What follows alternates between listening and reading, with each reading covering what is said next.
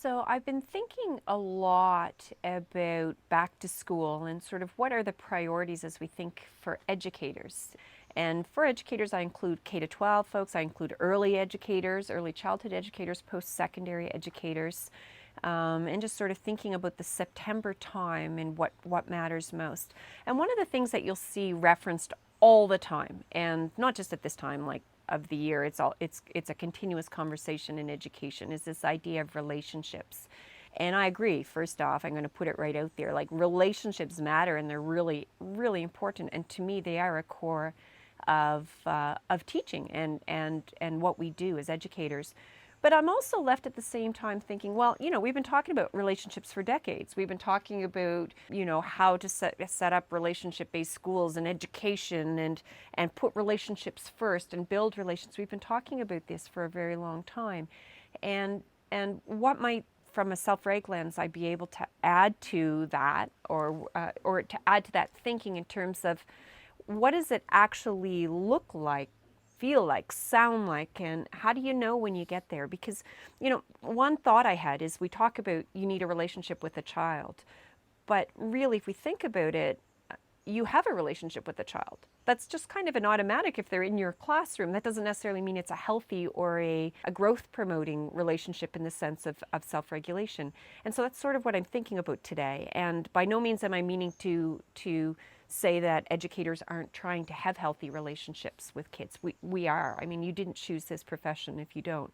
But how might we be able to think about this in a little bit of a deeper lens so that we can actually, take the idea and the philosophy and the value of building relationships and translate it, have it actually be something we live and recognize and know what to do about it when the relationships are not growth promoting for the child or for yourself even, right? So I thought that maybe the energy tensioned or energy centered teaching model it might help, and so I'm going to just use that to frame today. So ECT is it's a model that Stuart and I first came up with in 2017. We wrote about it. We wrote a chapter called on becoming a self-reg haven in a book on brain-based and trauma-informed schools. So you can look it up. It was William Steele's book, and so you can certainly look up, and I'll include the reference here. We're also digging deeper into that in our new handbook. It's kind of a point of entry into self-reg. Self-reg is the 5 steps or the 5 practices of reframing behavior, recognizing stressors, reducing stress, reflecting and becoming stress aware, that interoception kind of stuff, and then responding, and so that fill up the tank kind of pieces. But even for non-self-regulars, you can use the ECT model as just 4 frames to think about what you're doing, what you're seeing, and how to build that sort of responsive relationship. The first quadrant is protect. And the link in self-reg here is really to Steve Porges' work, polyvagal theory, and this idea of neuroception. So that is like a perception from the limbic brain of a sense of safety and threat. And safety, when we talk about protect, we're talking safe. And our children need to feel safe. They need to feel safe in every sense of the word. They need to feel safe physically, of course, emotionally, culturally, in terms of diversity and gender and all these areas. There needs to be this space for them to feel safe. What's important to me from a lens of an educator trying to build relationships is you do all those things you can to make kids feel safe. You do it. Right? You're already thinking about how you're welcoming kids. You're thinking about what you set up in your classrooms or your schools and the ways that you support all of those areas that I just spoke about. So we're trying to cue safety. But what you do when the kids are not showing you that they feel safe, that's the real key here. And so we don't flip to a self-control that they should or they must or the parents or that they need to. We begin to think about, okay, why am I now? And recognizing that there's more detective work to do. There's more that you can do to encourage a sense of safety. Because unless a child or human being feels safe, none of the rest, the relationships with the peers, the learning, all of those things won't be possible. So it's absolutely a pillar. The second one is connect. And so this is relationships, but I want you to be thinking of this interbrain idea, which is Digby Tantum's work.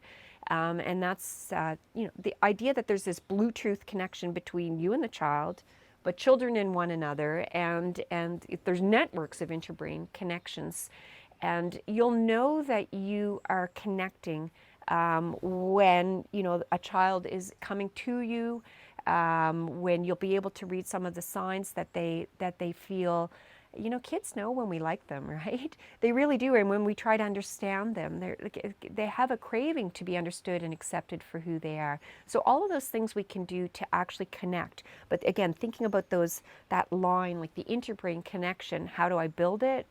How do I sustain it? Teaching about reparation when there is a disconnect, how to reconnect. It's why I'm not a fan of timeouts, for example, or some of the punishment strategies to change behavior, because they disconnect when a kid needs you with them. Doesn't mean you have to love everything they do or approve or think it's a great citizenship, but hey, you need to know that I'm here with you and we'll work through this together. Connection no matter what. Kids need to feel safe. They need to feel connected. The last two are collect. And so in collect, we begin to build our understandings. I'm really interested in this idea of being very science curious. So being open-minded, trying to learn some of the science. I think it makes a difference.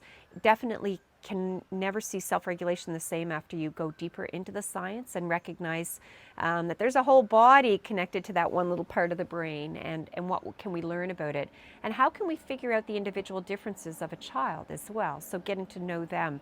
So we're connecting, but we're collecting, and we're trying to build our understandings of self-reg, looking, you may look at the 5 domains. Maybe you're taking a course. Maybe you're trying to understand, the brain, body, and the biological domain, for example. But we're continuing to dig deeper, because that's where, really, that's what brought me to self-reg, was recognizing how much science there was and how much more we could learn. And the last one is detect, and it's really a point of entry right into the five steps of self-reg. But it's beginning to think, a child, I've done all the right things. I've tried to, to build that interbrain connection, that relationship. I've treated children as if I trust them, and they know that they're trustworthy, and that making them feel safe, no matter what, they're safe. I'm building my understandings, and I'm still not able to link with that child. Well, that's where we go into the self-reg, and we really begin to detect, and we try to think about the why and why now, the hidden stressors. We look at biological domain. There's always going to be things you can't control. We can never let that limit us. You have kids almost 200 days a year, 5-6 hours a day. Even if you have them 3 or 4 hours a week, that's a lot of time. And so what more can we learn? What more can we do? And we look for the hidden stressors in the biological domain that are contributing to it, that we can do something about. The emotion domain, so strong emotions, excitement as much as disappointment or feeling embarrassment, these sorts of things. The biological domain, thinking about nutrition and the need to move.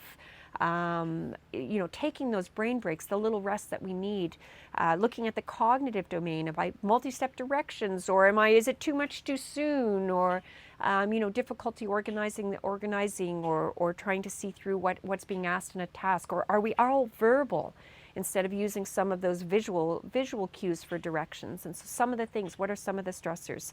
The social domain, and make no doubt about it, for some kids, the social domain is a huge stressor. It doesn't mean they shouldn't be around other kids or they don't want to be, but being around a whole lot of kids all day long is draining. So what are some of the ways that we can lighten the stress load in that? And the pro-social, are they taking on the stress of others?